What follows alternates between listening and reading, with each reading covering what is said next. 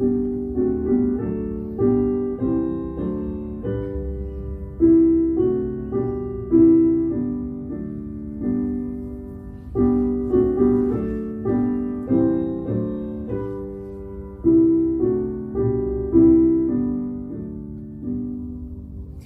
malam Bapak Ibu Saudara yang terkasih di dalam Tuhan Yesus Kristus.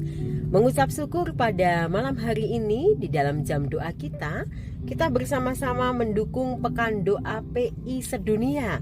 Dan hari ini adalah hari yang kedua kita bisa melaksanakannya bersama-sama dalam jam doa ini. Kemarin pada hari yang pertama dilaksanakan pada Persekutuan WBI. Dan saat ini kita akan melanjutkan di hari yang kedua ini. Dan untuk tema dari Pekan Doa PI Sedunia ini yaitu kabar baik bagi diaspora di Taiwan. Diambil dari Kisah Para Rasul pasal 8 ayat yang keempat. Dan subtema pada hari yang kedua ini dengan judul tindak lanjut pemberitaan Injil di Perserakan. Kisah Para Rasul 8 ayat 14 sampai 25. Ya, kita berdoa sebelum kita belajar firman Tuhan. Kami sungguh bersyukur ya Tuhan Allah Bapa kami, karena pada kesempatan malam hari ini dalam jam doa, kami dapat bersama-sama terlibat dalam Pekan Doa PI Sedunia.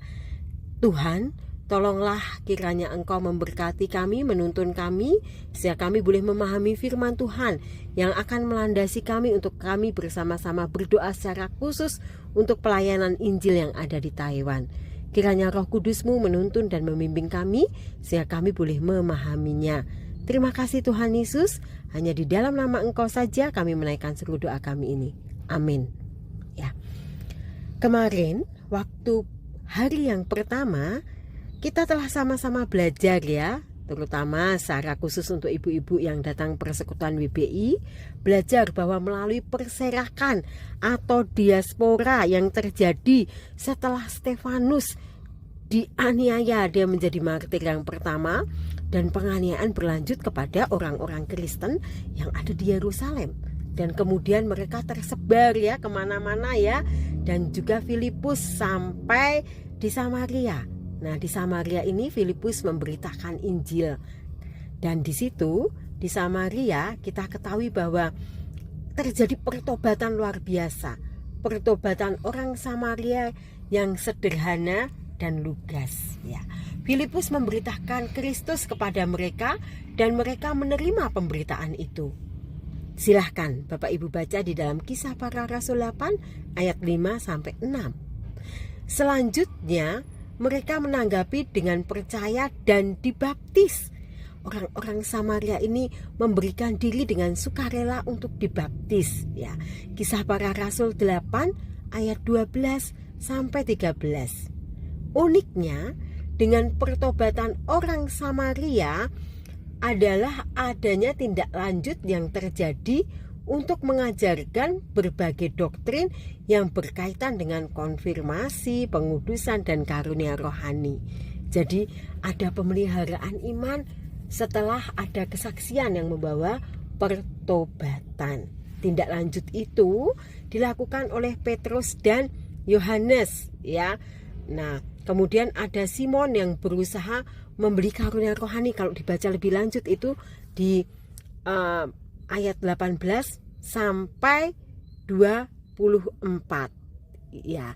Nah, kalau kita cermati bersama-sama, salah satu tugas orang percaya adalah memelihara iman dan bersaksi tentang Injil Kristus. Nah, sayangnya sebagian besar biaya operasional gereja digunakan untuk pemeliharaan iman ya, bukan untuk Injil Kristus. Nah, pemeliharaan iman ini bentuknya persekutuan, ulang tahun gereja, perayaan gerejawi, perayaan Natal, dan lain sebagainya. Sedangkan untuk dana misi penginjilan ke daerah pedalaman atau mungkin dana misi penginjilan ke tempat-tempat lain, kegiatan program seperti dana penginjilan itu mendapatkan dana yang sangat minim. Nah, ini memperlihatkan bahwa sebagian besar gereja tidak menaruh prioritas utama akan pewartaan Injil kepada sesamanya. Nah, kalau gereja mula-mula berbeda, Bapak Ibu Saudara yang terkasih dalam Tuhan Yesus Kristus, ya. Jadi mereka menitik beratkan kepada kesaksian, pemberitaan Injil terlebih dahulu, baru kemudian dilanjutkan dengan pemeliharaan iman. Kalau gereja modern sekarang kan lebih banyak menaruh titik berat kepada pemeliharaan iman, ya. Tetapi untuk kesaksian dan penginjilan rasa-rasanya menjadi program kelas 2. Nah, memang kedua hal ini sangat penting. Kesaksian, penginjilan, dan juga pemeliharaan iman. Nah, karena kesaksian juga membutuhkan pemeliharaan iman, dan pemeliharaan iman juga membutuhkan kesaksian. Ya, ternyata dua-duanya tidak bisa nomor 1 dan nomor 2. Dua-duanya penting, dua-duanya sangat diperlukan dalam pertumbuhan gereja. Kesaksian dan pemeliharaan iman. Nah, demikianlah gambaran bagaimana jemaat perdana beriman dan bersaksi bagi Kristus. Pertama, mewartakan Yesus sebagai juru selamat, ya. Ini dari ayat 4 sampai 5, kemudian ayat ke-12. Kemudian yang kedua, memperlihatkan bahwa Yesus yang mereka sembah adalah Allah yang berkuasa atas roh jahat dan sakit penyakit. Ini ayat 6 dan ke-7. Ketiga, membuka kedok kebohongan kuasa kegelapan, dan pada saat yang sama menyatakan kebenaran Allah kepada semua orang. Ya, ini ayat 9 sampai 13 dengan kejadiannya Simon itu, ya. Di situ ada penyihir, ya, orang yang pada saat itu disegani yang namanya Simon, ya, banyak pengikutnya. Tapi kemudian ketika Filipus memberitakan Injil dan Petrus serta Yohanes mengadakan tindak lanjut kepada orang-orang Samaria ini, Simon menjadi kepingin mempunyai kuasa juga seperti mereka, ya, bahkan mau dibeli kuasanya, kuasa Roh Kudus ini, ya. Tetapi kemudian Simon dilayani dengan baik oleh Petrus dan juga Yohanes, ya, dilayani dengan baik. Akhirnya terjadi pertobatan kepada Simon, ya. Dan juga ada juga di situ gambaran yang keempat, bagaimana jemaat perdana selain baptisan air sebagai lambang pertobatan, para rasul juga menyatakan baptisan Roh Kudus di situ, ya. Di situ Petrus dan Yohanes memberikan tumpang tangan kepada jemaat yang ada di Samaria dan mereka menerima Roh Kudus. Kemudian ada pemeliharaan iman. Pemeliharaan iman bertujuan untuk menumbuhkan iman, berakar dan berbuah bagi Kristus. Nah, ini alasan mengapa para rasul kemudian mengutus Petrus dan Yohanes ke daerah Samaria untuk melayani di sana. Nah, selain itu kesaksian yang benar terletak pada motivasi dan ketulusan. Oleh karena itu janganlah kita sesekali mengotori hati dengan keinginan duniawi seperti yang dilakukan oleh si tukang sihir yang bernama Simon tadi yang saya jelaskan, ya. Hendaknya gereja masa kini senantiasa memperbarui dirinya untuk selalu berpusat pada kesaksian Injil Kristus. Bagaimanapun gereja adalah mercusuar yang dapat menuntun manusia berdosa kembali kepada citranya yang semula. Bapak Ibu Saudara yang terkasih di dalam Tuhan Yesus Kristus, hari ini kita belajar, ya, bahwa pemeliharaan iman itu juga penting, kesaksian juga penting. Dan pada malam hari ini kita akan bersama-sama secara khusus berdoa untuk pemberitaan Injil yang ada di Taiwan. Dalam pekan doa PI Baptis Sedunia kali ini kita akan mendoakan dan berbuat sesuatu untuk orang-orang Indonesia yang terpencar di Taiwan, ya.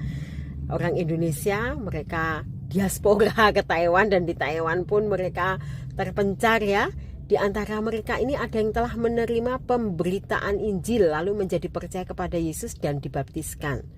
Kebanyakan dari mereka adalah orang-orang muda atau keluarga muda. Nah, demikian juga dalam usia kekristenan yang masih muda, mereka memerlukan bimbingan dan penguatan baik dalam bentuk pengajaran, doktrin maupun praktik-praktik hidup sebagai orang Kristen, ya. Puji Tuhan bahwa ada orang-orang atau gereja lokal yang peduli dengan kerohanian mereka sampai sejauh ini, ya. Dan dari GGBI telah melaksanakan vision trip untuk melihat kebutuhan dan kesempatan pengabaran Injil di Taiwan, terutama kepada orang-orang Indonesia atau keturunan Indonesia. Meskipun saat ini Pendeta Muda Krisna Wahyu Surya melayani penyampaian firman melalui online, dalam ibadah dan persekutuan kelompok kecil, namun jelas sekali perlu langkah nyata menghadirkan pemberita Injil untuk menopang pertumbuhan rohani mereka dan perluasan pemberitaan Injil di Taiwan. Ini Pendeta Krishna Surya sudah mengawali dengan memberikan kesaksian, menyampaikan berita Injil di sana, dan mereka saat ini sangat memerlukan pemeliharaan iman. Ya. Jadi dapat ditarik kesimpulan dari apa yang kita pelajari pada malam hari ini. Yang pertama, follow up atau tindak lanjut terhadap hasil pengabaran Injil perlu dilakukan. Kalau kita tadi mempelajari teman-teman jemaat ya, kasus di Samaria adalah untuk mengajarkan berbagai doktrin yang berkaitan dengan konfirmasi, pengudusan, dan karunia rohani ya. Kita belajar di Samaria pun terjadi ya, ada kesaksian, ada penginjilan di sana, kemudian ada follow up ya. Yang kedua, follow up tindak lanjut terhadap hasil pengabaran Injil di Taiwan yang sangat dibutuhkan demi pertumbuhan rohani orang-orang percaya di sana dan pemberitaan Injil yang makin diperluas. Sama dengan orang Samaria yang perlu dipelihara imannya setelah menerima kesaksian, menerima Tuhan Yesus sebagai juru selamat ya, perlu juga untuk saudara seiman kita yang ada di Taiwan, mereka yang ditangkap oleh Injil dan menjadi percaya kepada Tuhan Yesus, perlu dukungan untuk pemeliharaan iman mereka. Dan pada malam hari ini kita akan bersama-sama mendukung di dalam doa yang sebentar kita akan naikkan ya. Ada panduan yang sudah disampaikan oleh Mbak Kenny. Bapak Ibu Saudara bisa mengikuti panduan tersebut, bisa berdoa secara pribadi maupun bersama dengan keluarga Bapak Ibu Saudara. Pasti doa yang dinaikkan itu tidak akan sia-sia. Pasti Tuhan akan bekerja melalui doa yang kita naikkan kepada Tuhan Yesus. Mari kita menutup pembelajaran kita pada malam hari ini dengan doa. Kami bersyukur Tuhan, kami boleh belajar tentang kuasa Tuhan yang begitu nyata di Samaria melalui kesaksian Filipus, penginjilan yang dilakukan Filipus, dan kemudian ada follow up tindak lanjut yang dilakukan oleh utusan-utusan Tuhan, yaitu Petrus dan Yohanes. Demikian juga ada kerinduan kami untuk jemaat yang ada di Taiwan, di mana GGBI melakukan vision trip di sana. Pendeta Krishna Surya sudah mengawali dengan bersaksi dan melayani, dan banyak jiwa yang sudah diselamatkan. Dan saat ini kerinduan kami di Taiwan ada follow up. Biarlah Tuhan yang berkarya dan bekerja. Sebentar kami akan menaikkan doa secara khusus untuk pelayanan di Taiwan. Kiranya Tuhan yang menuntun dan membimbing kami. Dan biarlah kiranya berkat dan kasih karunia Tuhan tak pernah lepas dari hidup kami, anak-anak-Mu yang dengan setia berdoa dan belajar firman-Mu. Di dalam nama Tuhan Yesus kami berdoa. Amin.